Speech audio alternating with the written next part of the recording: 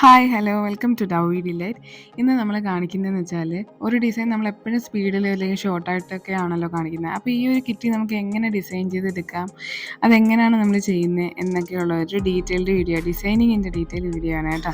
അപ്പോൾ ഇത് കാണാൻ ഇൻട്രസ്റ്റ് ഉള്ളവർ ഫുള്ളായിട്ടൊന്ന് കാണുക, അല്ലാത്തവർ സ്കിപ്പ് ചെയ്ത് പോവുക. അപ്പോൾ നമുക്ക് ഈ വീഡിയോയിലേക്ക് പോവാം. അപ്പോൾ സബ്സ്ക്രൈബ് ചെയ്യാത്തവരൊന്ന് സബ്സ്ക്രൈബ് ചെയ്ത് ഷെയർ ചെയ്ത് ഫോളോ ചെയ്തേക്കണേ. അപ്പോൾ ആദ്യമായിട്ട് ഞാനൊരു ഓഫ് വൈറ്റ് ഷെയ്ഡാണ് എൻ്റെ കേക്കിന് കൊടുത്തേക്കുന്നത്. ഒരു റെഡ് വെൽവെറ്റ് കേക്കായിരുന്നു.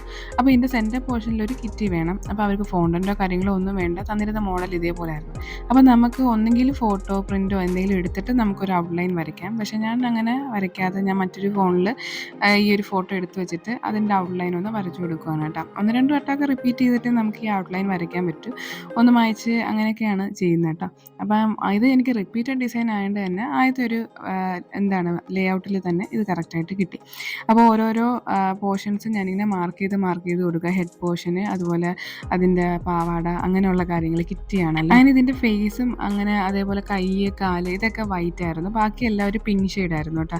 അപ്പോൾ ഞാൻ വൈറ്റ് നമ്മളുടെ സാധാ ഒരു സ്റ്റാർ നോസിലുണ്ടല്ലോ അതിനകത്ത് വൈറ്റ് ക്രീം വെച്ചിട്ട് ആ വൈറ്റ് പോർഷൻ മാത്രം ഇങ്ങനെ ഒന്ന് ഡോട്ട് ഇട്ട് കൊടുക്കുക.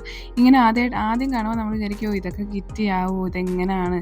അപ്പോൾ ആദ്യത്തെ പ്രാവശ്യം എനിക്കിത് ചെയ്തപ്പോൾ എനിക്ക് ഈ ഒരു തോന്നലുണ്ടായിരുന്നു, ഇതൊക്കെ കിറ്റിയാവോ അതോ ഇനി പോത്തിൻകുട്ടിയെ വരയ്ക്കുന്നതിനൊക്കെയാവോ എന്നൊക്കെയുള്ളൊരു തോന്നൽ നമുക്കുണ്ടാവും.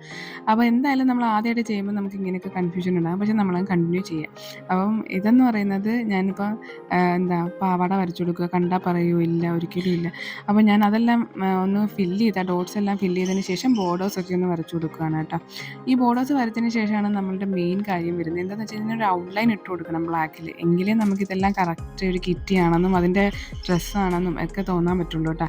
അങ്ങനെ ഞാൻ പാവാടയ്ക്കൊന്ന് വരച്ചു കൊടുക്കുകയാണ്. പിന്നെ കാൽ പോർഷൻ, അതായത് ലെഗ് പോർഷൻ ഒന്ന് മാർക്ക് ചെയ്യുന്നു.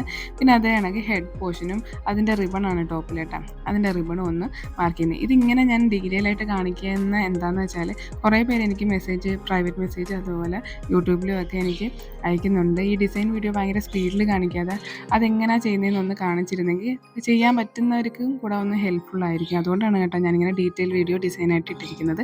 അപ്പോൾ ഇത് ഞാൻ പൈപ്പിംഗ് ജെൽ വെച്ചിട്ടാണ് ചെയ്യുന്നത്. അങ്ങനെ ഞാൻ ബോർഡേഴ്സ് എല്ലാം കൊടുത്തു. അതിനുശേഷം കണ്ണും മുഖമൊക്കെ വരച്ച്. അപ്പോൾ നമുക്കൊരു 3 മീശ വരയ്ക്കണമായിരുന്നു. അങ്ങനെ അത് 3 മീശ വരുന്നത് അതൊരു പൂച്ചക്കുട്ടിയാണ് കേട്ടോ. അതൊരു കാർട്ടൂൺ ഫിഗറാണ്. അങ്ങനെ കിറ്റിനെ നമ്മളിത് കംപ്ലീറ്റ് ചെയ്തിട്ടുണ്ട്. അങ്ങനെ ഇപ്പോൾ കാണാമ്പോൾ നമുക്ക് കിറ്റിയാന്ന് കറക്റ്റായിട്ട് തോന്നും. അങ്ങനെ ആ ഡിസൈൻ വീണ്ടും നോക്കിയപ്പോൾ അതിൻ്റെ കാലിൻ്റെ പോർഷനിൽ നമ്മൾ ഷൂ ഇട്ടിട്ടില്ല, അതൊരു പിങ്ക് ഷെയ്ഡാണ്. പിന്നെ ഞാൻ വൈറ്റിൻ്റെ പുറത്ത് വെറുതെ ഒരു പിങ്ക് അങ്ങനെ കൊടുത്തു.